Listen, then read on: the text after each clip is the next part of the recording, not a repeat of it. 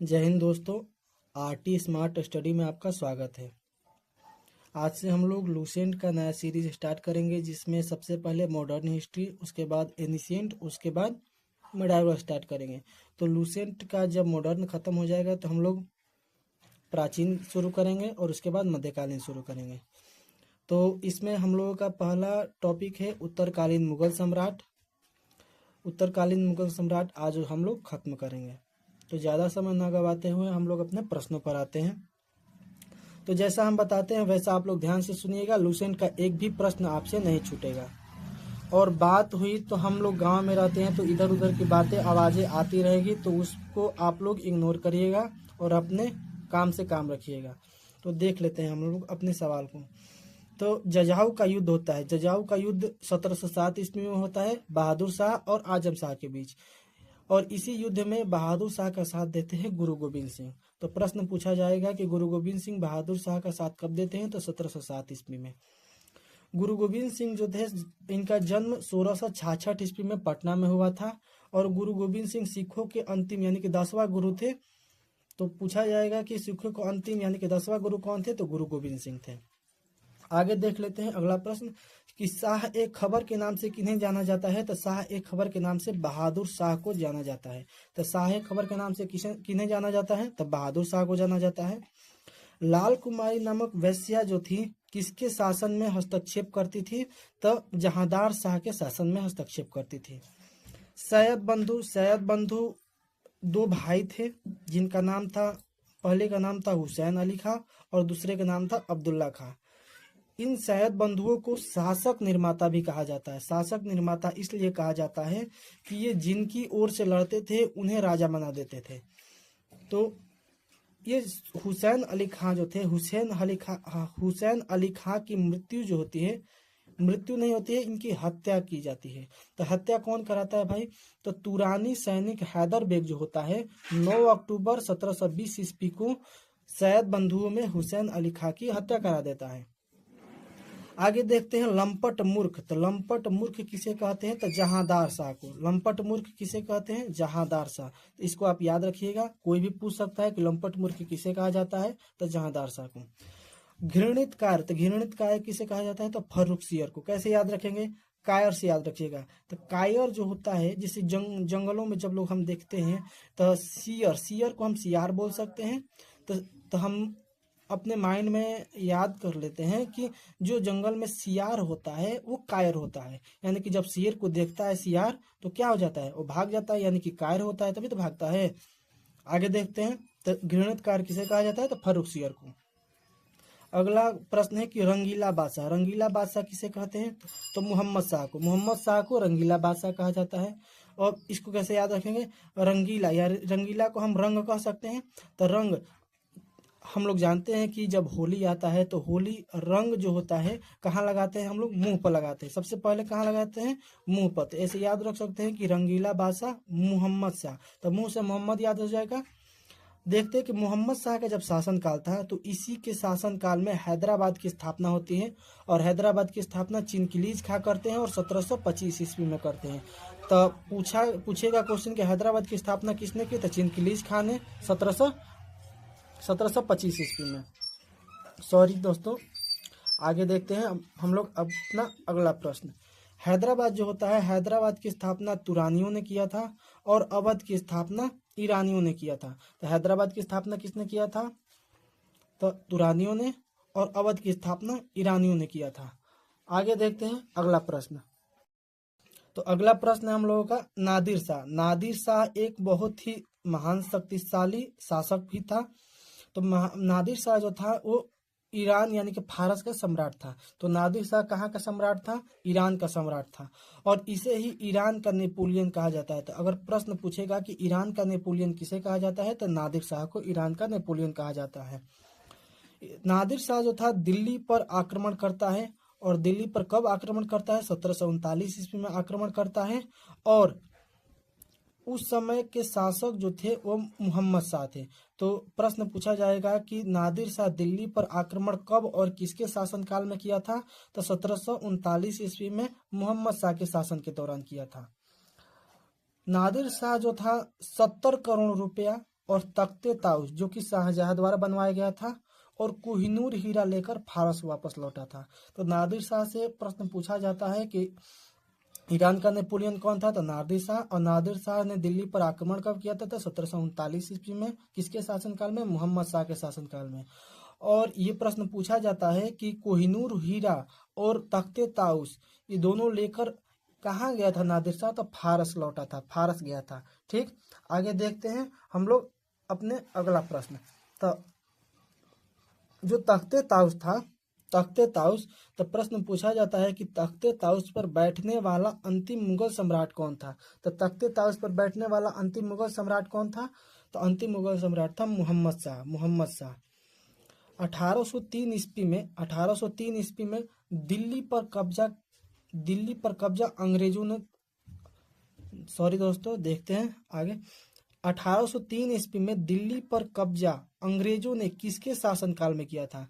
तो यानी कि प्रश्न पूछ रहा है कि अंग्रेजों ने दिल्ली पर 1803 ईस्वी में कब्जा किसके शासनकाल में किया था, तो शाह आलम द्वितीय के शासनकाल में।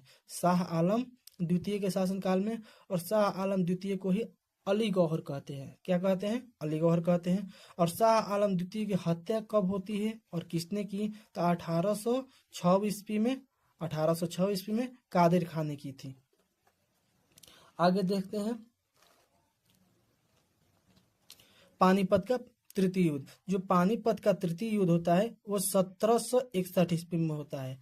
तो अगर हम पूछे कि पानीपत का फर्स्ट युद्ध यानी कि प्रथम युद्ध कब हुआ था, तो 1526 ईस्वी में हुआ था। और सेकेंड युद्ध कब हुआ था, तो 1556 ईस्वी में हुआ था। तो ये भी आप लोग याद रखिएगा कि पानीपत का प्रथम युद्ध बाबर और इब्राहिम लोदी के बीच हुआ था। और बाबर और लोदी के बीच हुआ था। और द्वितीय युद्ध अकबर और हेमू के बीच हुआ था। अकबर और हेमू के बीच, ये भी प्रश्न पूछ दिया जाता है।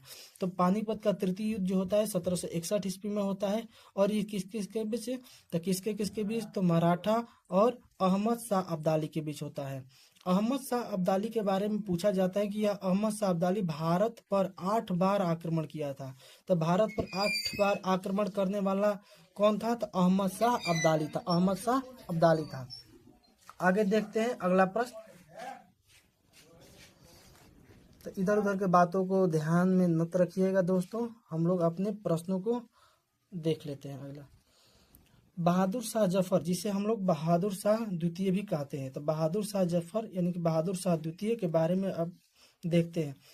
तो बहादुर शाह द्वितीय जो था 1857 की क्रांति में भाग लिया था। और कहाँ से लिया था, दिल्ली से लिया था। कहाँ से लिया था, दिल्ली से लिया था। और बहादुर शाह जफर जो थे इनको अंग्रेजों ने बंदी बना लिया और इन्हें रंगून म्यांमार, जो कि म्यांमार में पड़ता है, रंगून जेल में भेज दिया था। ठीक, बहादुर शाह जफर द्वारा बनवाया गया क्या क्या बनवाया गया था भाई, तो लाल किला बनवाया गया था, जो लाल किला स्थित हीरा महल बनवाया गया था। और हयात बख्श बाग जो कि लाल किला में है कि हयात बख्श बाग लाल किला कहाँ है, तो दिल्ली में है। हयात बख्श बाग लाल किला कहाँ स्थित है, दिल्ली में स्थित है। आगे देखते हैं हम लोग अगला प्रश्न। संस्थापक यानी कि एग्जाम में इससे प्रश्न पूछा जाता है कि कहाँ का संस्थापक कौन थे। तो इसको हम लोग ट्रिक से याद कर लेते हैं। अवध जो है, हम लोग अवध न पढ़ के हम लोग अवध में वध आ रहा है ना, तो वध को हम लोग पकड़ेंगे। यानी कि कोई भी शब्द में कोई ऐसा शब्द छिपा रहता है जिसको आप लोग पकड़ के उसके बारे में याद कर सकते हैं। यानी कि अगर आप लोगों को याद करना है तो आपको माइंड मैपिंग करना पड़ेगा। माइंड मैपिंग का मतलब होता है कि उस शब्द से रिलेटेड एक चित्र बनाइए। वध मतलब आपको पता है कि राम ने रावण का वध किया था, तो ऐसे।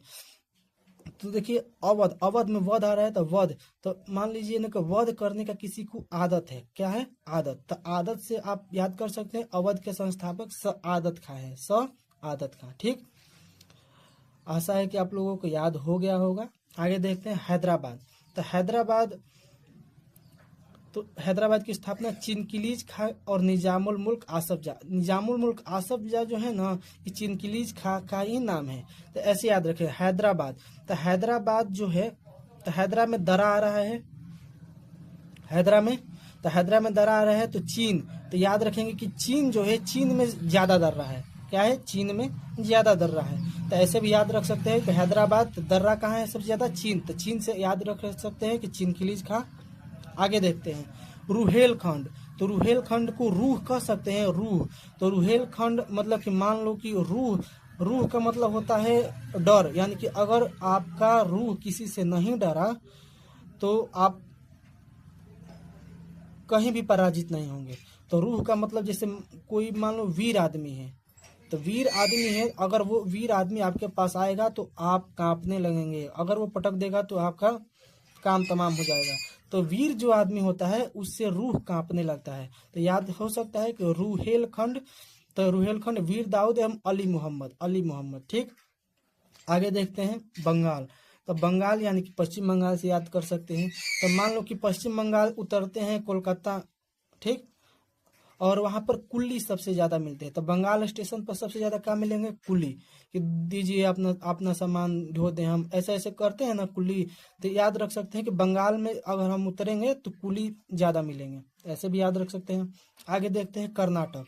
तो कर्नाटक में नाटक पकड़ेंगे। तो नाटक जो होता है, देखिए नाटक करने वाला आदमी सादा होता है, तो सादुतुल्ला, सादुतुल्ला का याद रख सकते हैं। तो सादा, सादा आदमी, सादा जो होता है आदमी वो नाटक नहीं करता है। ठीक, तो नाटक से याद रख सकते हैं सादुतुल्ला खां।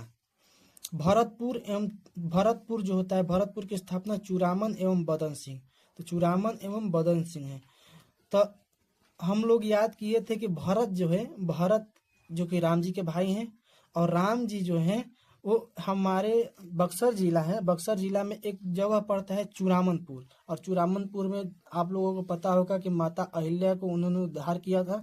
तो हम लोग याद कर सकते हैं कि भरत जो थे वो राम के भाई थे। किसके भाई थे? तो चूड़ामन से, चूड़ा राम आ रहा है ना चूड़ामन में, तो राम, राम और भरत क्या थे? आपस में भाई थे। तो ऐसे भी आप लोग याद कर सकते हैं। तो आशा है कि आप लोगों को ये वीडियो अच्छा लगा होगा। तो अगर आप लोगों को कोई भी प्रॉब्लम हो तो आप लोग कमेंट में ज़रूर बताइएगा। आपके हर एक कमेंट को पढ़ा जाएगा और आपके जो भी समस्या होगा उसकी समाधान किया जाएगा। तो जय हिंद दोस्तों, अगले वीडियो में हम लोग मिलते हैं।